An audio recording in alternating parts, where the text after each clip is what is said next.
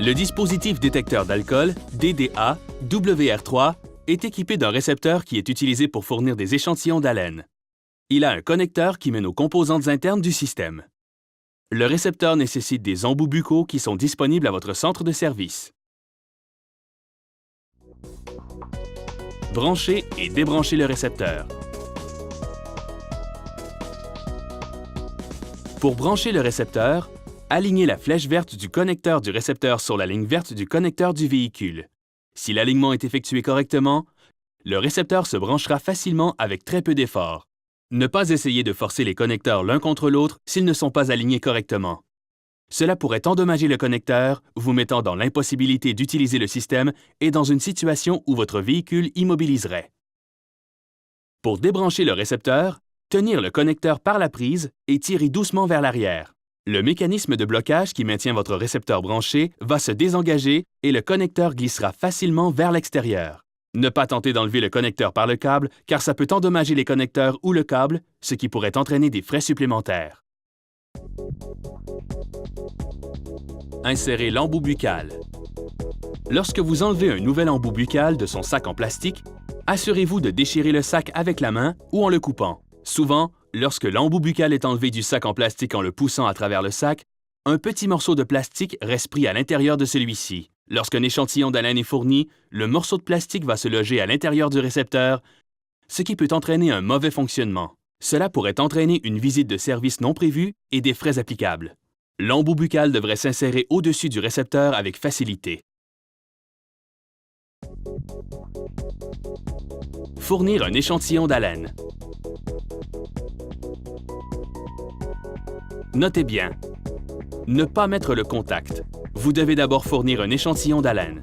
Le simple fait de tourner la clé de contact peut déclencher un message « Clé à off » sur l'écran du récepteur et entraîner une violation de démarrage et un rappel de violation.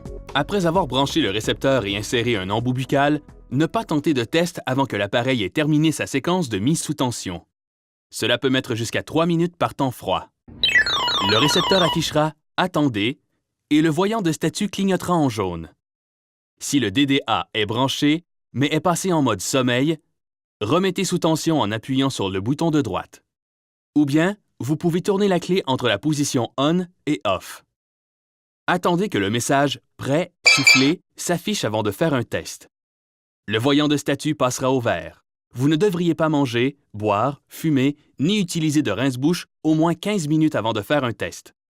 Après avoir mangé, vous devriez vous rincer la bouche avec de l'eau pour vous assurer qu'aucune nourriture ne provoque de détection d'alcool quand vous tentez un test. Soufflez pendant 3 secondes, puis fredonnez dans l'embout buccal avec une pression suffisante et constante de manière à déclencher une tonalité. Continuez à souffler et à fredonner simultanément jusqu'à l'arrêt de la tonalité.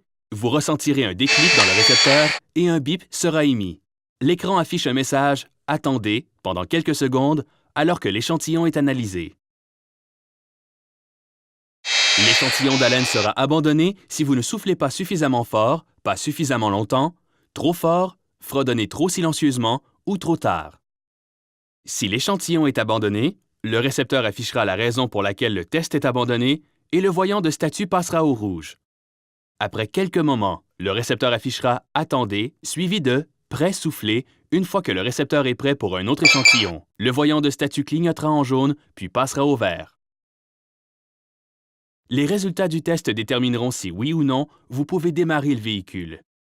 Si votre échantillon d'haleine contient une quantité d'alcool inférieure au niveau d'avertissement ou pas du tout d'alcool, le récepteur indiquera simplement « Démarrer » et le voyant de statut passera au vert. Notez bien, toutes les juridictions n'ont pas nécessairement un niveau d'avertissement et ainsi toute quantité d'alcool qui est détectée empêchera le démarrage du moteur. Veuillez vous référer à votre guide de conformité si vous n'êtes pas certain d'être concerné. Selon votre juridiction, si votre échantillon d'haleine contient une quantité d'alcool au-delà du seuil d'avertissement, mais pas assez pour entraîner un échec du test, le récepteur indiquera « Attention, démarrer » et le voyant de statut passera au jaune.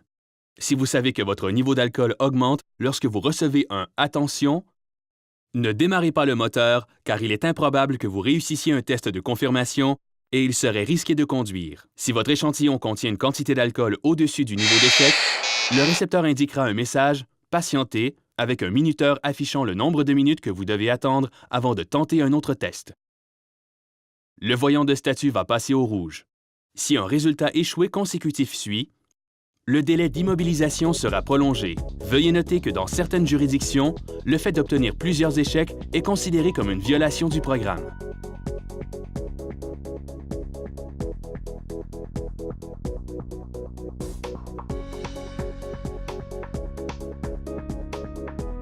Test de confirmation.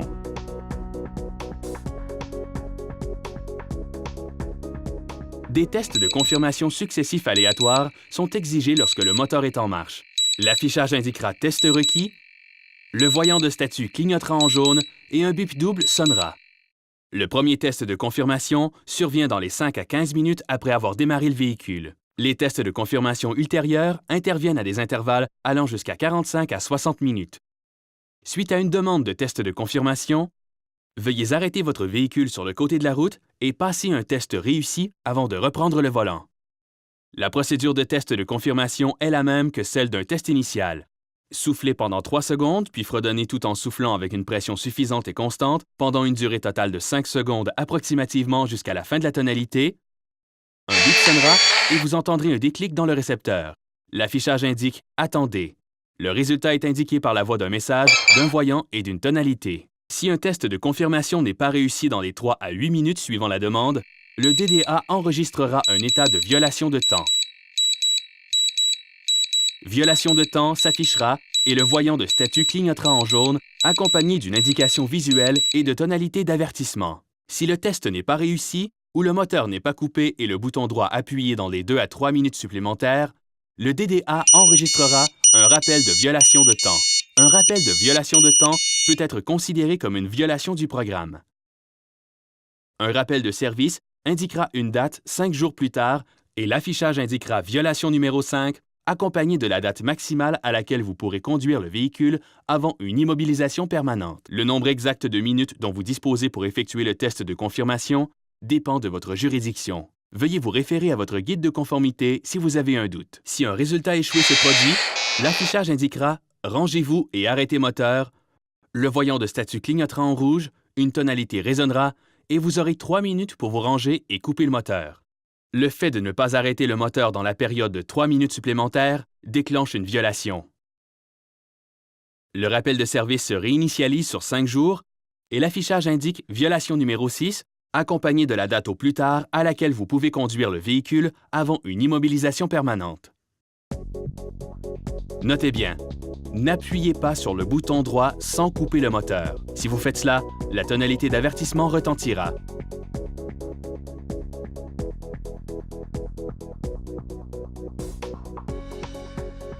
Après avoir coupé le moteur en réponse au message « Rangez-vous et arrêtez moteur », appuyez sur le bouton droit du récepteur. À cet instant, le DDA entrera dans un état d'immobilisation et le véhicule sera immobilisé pendant 5 minutes. Si un second résultat échoué suit, la période d'immobilisation sera prolongée. Notez bien, un résultat échoué suite à une demande de test de confirmation peut être considéré comme une violation du programme selon votre juridiction. Veuillez vous référer à votre guide de conformité pour plus de détails.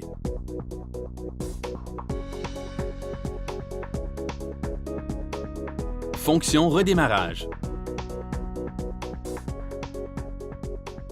Après avoir éteint votre véhicule, une période de protection contre le calage s'enclenche pendant une période de 3 minutes durant laquelle vous pouvez redémarrer le moteur sans avoir à fournir de test. Le message « Démarrage possible » s'affiche pendant cette période et le voyant de statut clignotera en vert. Notez bien, si une demande de test de confirmation a été initiée, vous devriez passer le test de confirmation avant d'éteindre le moteur.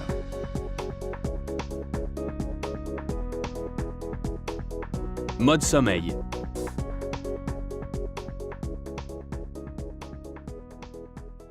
Le récepteur peut être mis en mode sommeil manuellement ou automatiquement lorsque le contact est coupé de manière à conserver de la batterie. Pour mettre le récepteur en sommeil manuellement, appuyez et maintenir enfoncés les 2 boutons. Visite de service cédulée. Des inspections régulières du DDA et le téléchargement des données sont requis et constituent une partie du programme DDA.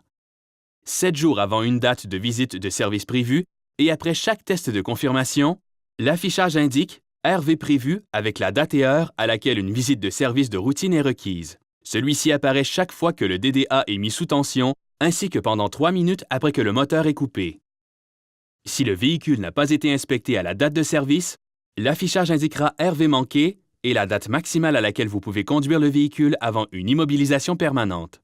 5 jours après la date requise de visite de service, le DDA entrera en état d'immobilisation permanente. Une immobilisation permanente immobilise votre véhicule. Si une immobilisation permanente se produit, vous serez responsable du remorquage du véhicule et du paiement des frais de service occasionnés. Votre première visite de service cédulée sera réservée au moment où le DDA est installé dans votre véhicule. Les dates de visite de service ultérieures seront réservées chaque fois que vous revenez et que vous avez votre appareil inspecté. Si vous avez besoin de changer la date-heure d'un rendez-vous, veuillez appeler au moins 48 heures en avance. Tout rendez-vous manqué dont la date-heure n'est pas changée entraînera néanmoins des frais. Visite de service non prévue. Si une visite de service s'impose entre le rendez-vous de service prévu, appelez en avance pour réserver un rendez-vous et éviter une immobilisation permanente. Les centres de service ne sont pas habilités à traiter des visites à l'improviste. La plupart des visites de service non prévues entraînent un coût. Aussi, pour les visites de service cédulées, appelez en avance si vous devez changer la date-heure, car un rendez-vous manqué entraînera néanmoins des frais. Entretien du véhicule.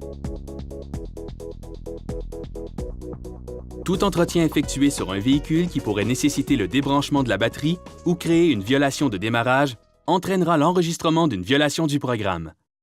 Rappelez-vous de demander une facture ou un reçu détaillé de manière à prouver que le mécanicien a travaillé sur votre véhicule. Appeler le centre de service avant la visite de service est aussi recommandé.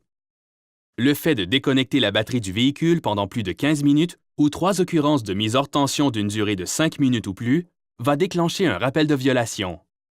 Veuillez vous référer à votre guide de conformité pour plus de détails. Le survoltage de la batterie n'est pas recommandé. Toutefois, si vous deviez procéder à cette opération, vous devriez d'abord contacter votre prestataire de service de DDA. Violation de programme.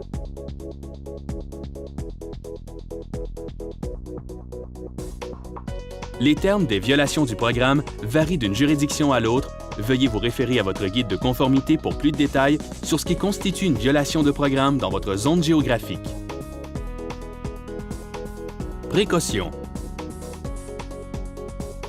Par temps froid, la formation d'humidité peut apparaître dans l'appareil, résultant de la vapeur d'eau provenant du souffle, et l'appareil peut geler s'il est laissé dans le froid toute la nuit. Cela peut conduire à un délai de préchauffage bien plus long lorsque le dispositif est en marche ou à des messages d'échantillons invalides lors des tentatives d'effectuer un échantillon d'haleine. Le récepteur devrait être gardé à l'intérieur en tout temps afin d'éviter que cela ne se produise. Les téléphones cellulaires et radios mobiles produisent des niveaux élevés de bruit radiofréquence, RF, ce qui peut conduire le DDA à abandonner le test. Éteignez ces appareils durant un test de souffle. Un signal RF est encore émis lorsque le téléphone est allumé. Aussi, essayez d'éviter d'être proche des tours radio lorsque vous tentez d'effectuer un échantillon d'haleine. Le récepteur ne devrait pas être directement exposé aux rayons du soleil ou dans la boîte à gants car l'excès de chaleur peut l'endommager. Veuillez éviter de vaporiser des déodorisants, désinfectants, eau de Cologne ou parfums dans le véhicule avant un test car ces produits contiennent aussi de l'alcool qui peut être détecté par le DDA. Si vous avez utilisé un de ces produits, quel qu'il soit, abaissez les vitres pendant quelques minutes pour bien aérer l'habitacle. Veuillez noter que si vous transportez du liquide lave-glace de rechange dans votre véhicule, y compris dans le coffre, les vapeurs du liquide lave-glace peuvent voyager à travers le système de ventilation et conduire le DDA à détecter la présence de vapeur d'alcool. Afin d'éviter cela, bien ventiler l'habitacle du véhicule. Faites attention au message qui affiche une date avec 11h59 PM comme heure. Il signifie que vous avez manqué votre visite de service cédulée ou que vous avez une visite de service de rappel non prévue, et si vous ne retournez pas au centre de service à la date-heure affichée, le système entrera en immobilisation permanente. Si votre système entre en immobilisation permanente, le véhicule doit être remorqué et vous serez responsable du coût et de l'appel de service. Veuillez noter que le DDA ne coupera pas le moteur du véhicule durant l'opération. Contactez votre centre de service ou le numéro d'appel sans frais à chaque fois que vous avez besoin d'assistance.